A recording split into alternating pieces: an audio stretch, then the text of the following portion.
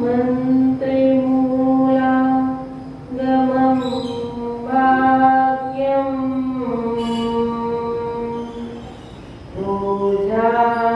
पूजामूलं जिनपदं ध्यानिमूलं निजात्मानं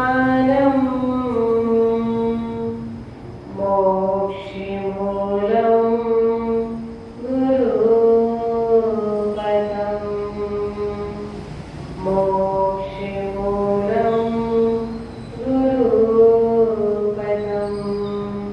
मोक्षिमूलं गुरुपदं। जीवली अनंतानंद सिद्ध परमेश्वरी भगवान की देवादिदेव श्री चिंतामणि पारशुनाथ भगवान की परम पूज्य गुरु नाम गुरु आचार्य श्रेष्ठ विमल सागर जी महाराज की परम पूज्य गुरु नाम गुरु आचार्य श्रेष्ठ सरस्वती सागर जी महाराज की परम पूज्य अध्यात्म योगी शब्दावटी चारित्र श्रोमणी सुधी गच्छाचार योग प्रमुख शमनाचार्य राजचंद्र भारत गौरव गणाचार्य गुरुदेव श्री शांतिराज सरस्वती महाराज की परम पूज्य भट्टाचार्य श्री विशुद्ध सागर जी महाराज की अहिंसामय विश्व धर्म की परम पूज्य गणनीय एकादशी पात्र विशिष्ट श्री माता की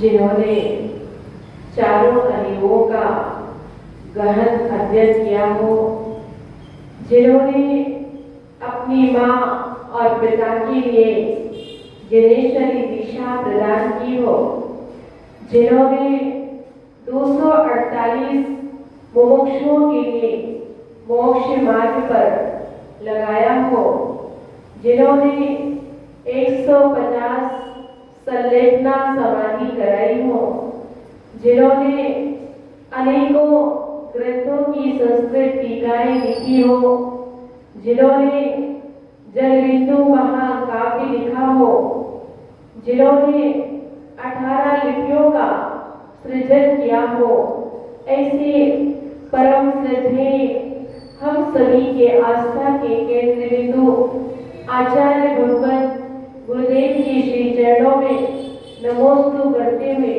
कुछ कहने का प्रयास करूंगी, जो आचार्य भगवान गुरुदेव से सीखा है, समझा है, वही आप तक पहुंचाने का प्रयास करूंगी। आचार्य भगवान गुरुदेव ने एक बहुत अच्छी कारिका सुनाई थी।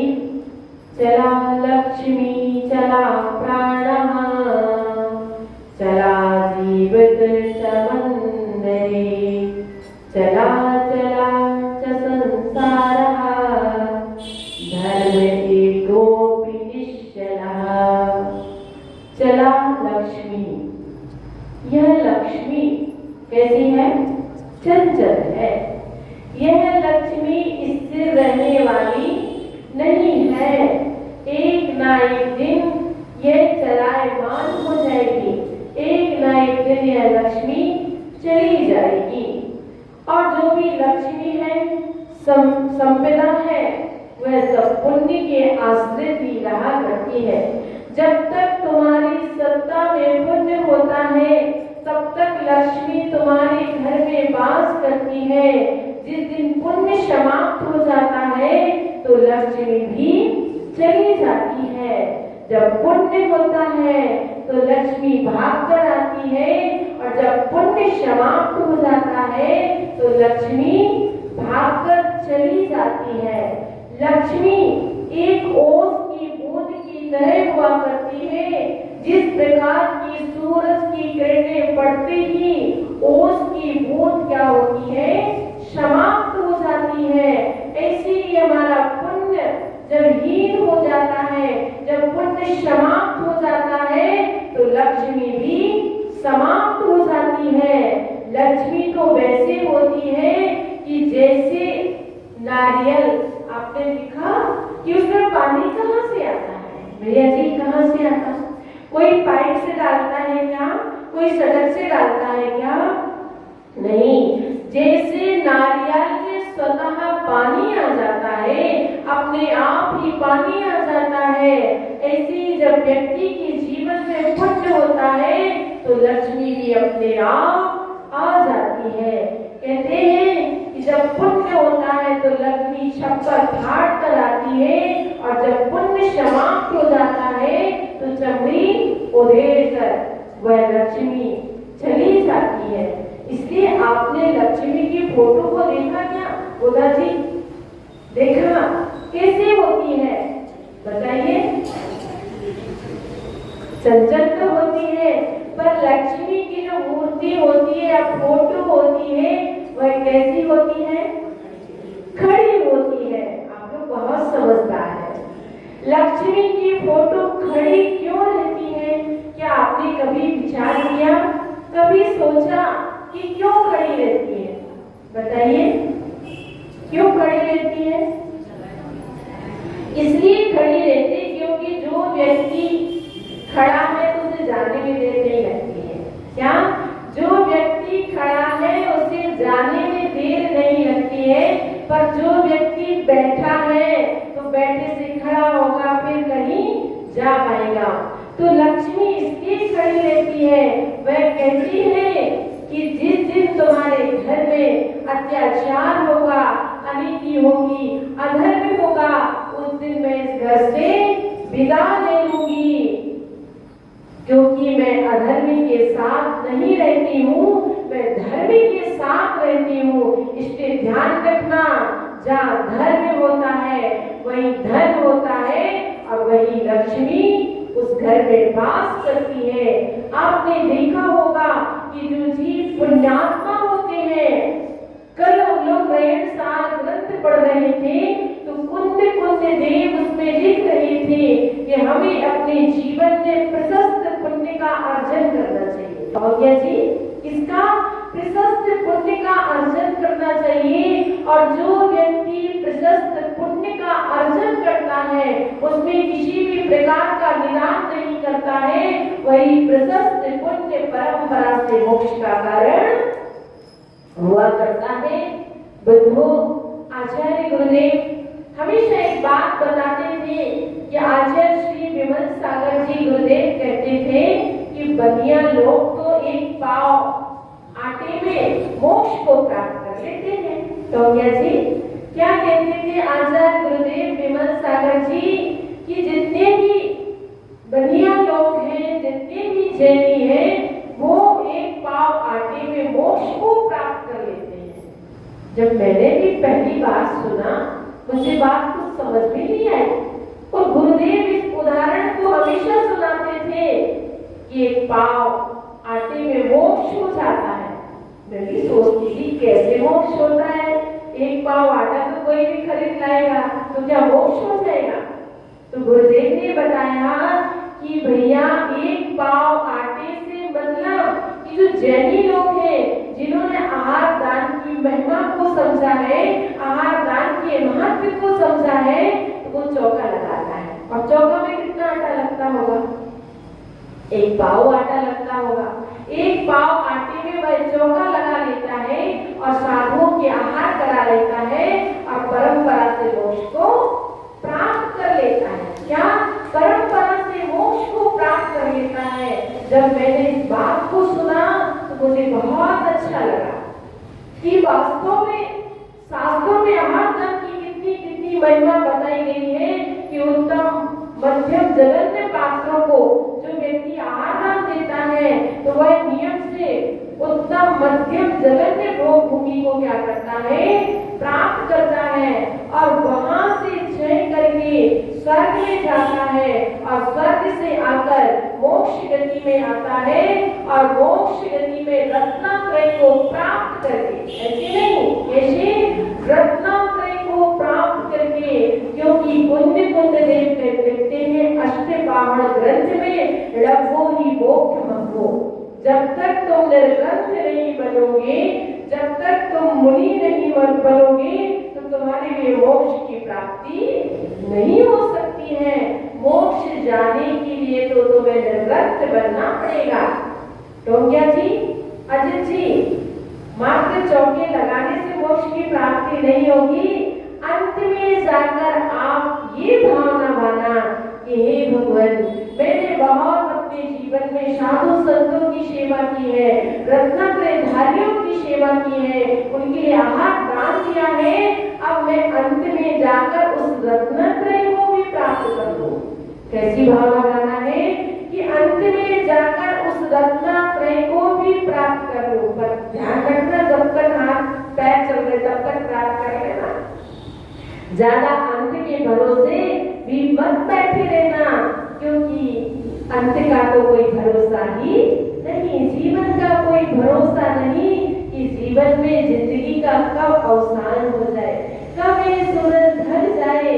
इसलिए जब तक हमारे हाथ पैर चल रहे हैं तब तक हम अपने रत्नत्रय को प्राप्त कर लें। तो कुंद देव लिख रहे हैं, रखो ही मोक्ष मंगो, जब तक तुम निर्बंध अवस्था को प्राप्त नहीं करोगे तब तक तुम्हारे लिए मोक्ष की प्राप्ति भी नहीं हो सकती है।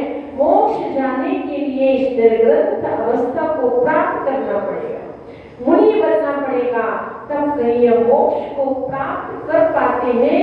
तो आचार्य श्री कहते हैं कि व्यक्ति अपने जीवन में कितना पुण्य कमा लेता है। भाई धन संपदा मिली है, यह वैभव मिला है, यह लक्ष्मी मिली है, तो आप खूब दान पुण्य करो। क्या करो? खूब दान पुण्य करो, क्योंकि यह लक्ष्मी स्थिर रहने वाली नहीं है। और जो लक्ष्मी को पाकर सिर्फ इकट्ठा और एकत्रित करते जाते हैं, क्या करते हैं? एकत्रित करते जाते हैं, उसकी रक्षा में ही लगे रहते हैं। पर ध्यान रखना, आज तो उसकी रक्षा कर रही हो, पर मृत्यु होने के बाद तुम्हें सर्प बनना पड़ेगा और सर्प बन के फिर उसकी रक्षा करना पड़ेगी। तो ऐसे धन दौलत की रक्षा करने से भी क्या फायदा कि बाद में भी तुम्हें सर्प बन के इसकी रक्षा करना पड़े। आप तो यही भावना भाव कि जैसे चक्रवर्ती हुए, कौन थे? भरत चक्रवर्ती 6 खंड का अधिपति था। कितना? 6 खंड का अधिपति था, जिसकी 96,000 रानियां थी, 14 रत्न थे, 9 निधियां थी और 360 रसोइया जिस चक्रवर्ती का भोजन बनाते थे। सोचिए, 360 रसोइया चक्रवर्ती का भोजन बनाते थे, और वह चक्रवर्ती भी इतने वैभव को पाकर, इतनी संपदा को पाकर भी वह प्रतिदिन पूजा करता था। और कौन सी पूजा करता था? कल्प महापूजन करता था, और इतनी द्रव्य चढ़ाता था कि पहाड़ के पहाड़ उस द्रव्य के बन जाते थे। और पूजन के बाद विविध दान करता था, जिसको जो चाहिए वह मांगा वह दान देता था। और तो क्या, प्रतिदिन चौका लगाता था, द्वारा क्षेपण करता था और भावना खाता था हो कोई रिद्धिधारी मुनिराज हो इस नगर में आए और मुझे नवदा भक्ति करने का सौभाग्य प्राप्त हो। सोचिए, इतना बड़ा राजा होकर भी ऐसी पवित्र भावना रखता था और प्रतिदिन आहार दान देता था, नवदा भक्ति पूर्वक। और जिस दिन कोई मुनिराज उस नगर में नहीं आते थे, भरत चक्रवर्ती के लिए कहा जाता था, स्वामी भोजन कर लीजिए। और स्वामी भरत चक्रवर्ती जैसे ही थाली पर बैठते थे तो बड़े उदास होकर बैठ जाते थे।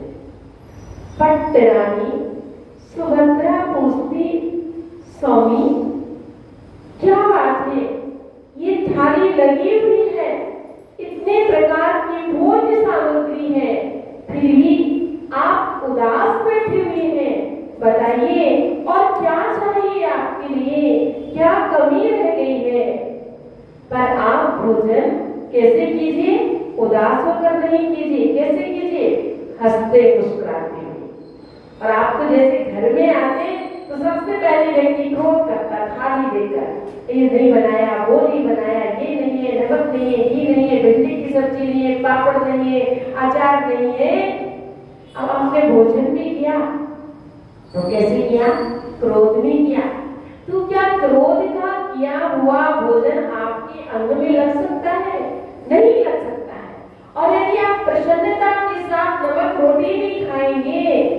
आप देखो लगेंगे खाते पीते घर के। कैसे लगेंगे? खाते पीते घर के हैं और क्रोध में व्यक्ति 56 प्रकार का भी भोजन कर ले पर उसका शरीर कृष रहता है, दुबला पतला रहता है, उसके अंग में ही नहीं लगता है। सुभद्रा पट्टरानी पूछती है, स्वामी आप भोजन कीजिए, आप खुश तो हो जाइए। पट्टरानी सुभद्रा आज ये सरस भोजन भी मुझे नीरस लग रहा है। क्या बोले भरत चक्रवर्ती? यह सरस भोजन भी मुझे नीरस लग रहा है। आज मुझे ये भोजन रुच नहीं रहा है। क्यों? क्योंकि आज मैंने निर्ग्रंथ गुरुओं के लिए आहार दान नहीं दिया है, इसलिए आज हाथों की भी कोई शोभा नहीं नजर आ रही है और यह सरस भोजन भी मुझे नीरस लग रहा है। जब मैं प्रतिदिन साधु संतों के लिए आहार दान देता हूँ वह नीरस भोजन भी मुझे कैसा लगता है? सरस लगता है कि नहीं? कभी बिना नमक के खा के देखना। ऐसे तो घर में लोग थाली फेंक देते हैं और जब कभी किसी साधु के उस घर में आहार होते हैं तो बिना नमक का बिना घी का लोग बड़े शौक से खा लेते हैं। क्यों? क्योंकि आज तो गुरुओं का आहार हो गया है, इसलिए नीरस भोजन भी कैसा लग रहा है? सरस लग रहा है, सरस लग रहा है। तो भरत चक्रवर्ती ने भी समझ लिया था ये जो संपदा है, जो ये वैभव है, यह लक्ष्मी है, यह स्थिर रहने वाली नहीं है। इसलिए चंचला संपदा का, इसलिए इस वैभव का सदुपयोग कर लो। कैसे करो? तो साधु संतों के आहार दान देकर करो, जिना है बना के करो, उनकी पूजा भक्ति आराधना करके तुम क्या करो? अपनी यह चंचला लक्ष्मी का सदुपयोग कर लो, क्योंकि यह लक्ष्मी स्थिर रहने वाली नहीं है। यह लक्ष्मी एक ना एक दिन चली जाएगी, चला प्राणा। यह प्राण भी स्थिर रहने वाले नहीं। क्या ध्यान रखना, इस शरीर का तुम कितना भी पालन पोषण कर लो, कितना भी अच्छे से अच्छे आइटम खिला लो, कितनी अच्छी ताकत वाले इंजेक्शन लगवा लो, गोली खा लो, पर फिर भी यह प्राण स्थिर रहने वाले नहीं है। जब तक तुम्हारा आयु कर्म है तब तक तुम यहाँ पर रुकी हुई हो और जैसे ही आयु कर्म समाप्त होगा उस दिन तुम यहाँ से अलविदा हो जाओगे, उस दिन तुम यहाँ से चले जाओगे। इसलिए हमेशा विचार करना, हमेशा चिंतन करना, हमेशा जागृत रहना कि भाई जीवन का कोई भरोसा नहीं। आप लोगों ने आचार्य भगवान गुरुदेव का अंतिम उपदेश सुना होगा और अंतिम उपदेश में गुरुदेव ने यही कहा था कि जीवन क्षण भंगुर है। जीवन कैसा है? क्षण भंगुर है। यह जीवन पता नहीं कब समाप्त हो जाए। आज मैं बोल रहा हूँ, कल बोल पाऊं अथवा नहीं बोल पाऊं। बंधु, ऐसे गुरुदेव के जब अंतिम उपदेश को सुनते हैं तो रोंगटे खड़े हो जाते हैं।